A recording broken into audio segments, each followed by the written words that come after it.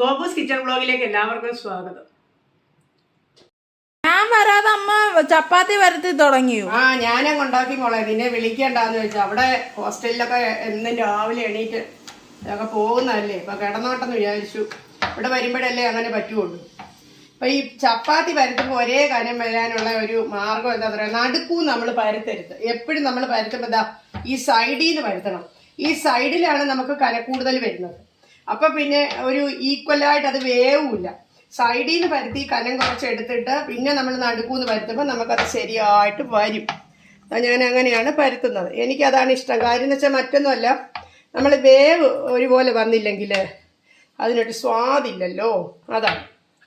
അപ്പോൾ ഈ റൗണ്ടായിട്ട് വരികയും ചെയ്യും. നമ്മളങ്ങനെ സൈഡിൽ നിന്ന് കനം കുറച്ച് വരിക എന്നുള്ളതാണ് ഞാൻ ഉപയോഗിക്കുന്ന മാർഗം. ഞാൻ പറഞ്ഞതേ ഉള്ളൂ, ഓരോരുത്തർ എന്നെക്കാട്ടിലൊക്കെ വലിയ നന്നായിട്ട് ഉണ്ടാക്കുന്നവർ കാണും. ഞാനിങ്ങനെയാണ് ഉണ്ടാക്കിയെടുക്കുന്നത്. പറ്റിയെടുത്തിട്ടുണ്ട്. അപ്പം ഇനി ഉണ്ടാക്കാൻ പോവാം. ഗ്രീൻ പീസിൻ്റെ കറിയാണ് ഇന്ന്. ചപ്പാത്തി എല്ലാം ചുട്ടെടുക്കാൻ പോവാണ്. ഇന്നത്തെ ബ്രേക്ക്ഫാസ്റ്റ് ചപ്പാത്തിയാണ്, പറഞ്ഞല്ലോ നേരത്തെ.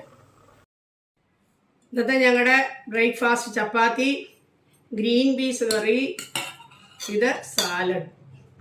ഇന്നൊരു ചെറിയ വീഡിയോയാണ്. ഇനിയൊരു വീഡിയോയുമായിട്ട് എത്രയും പെട്ടെന്ന് വരാം.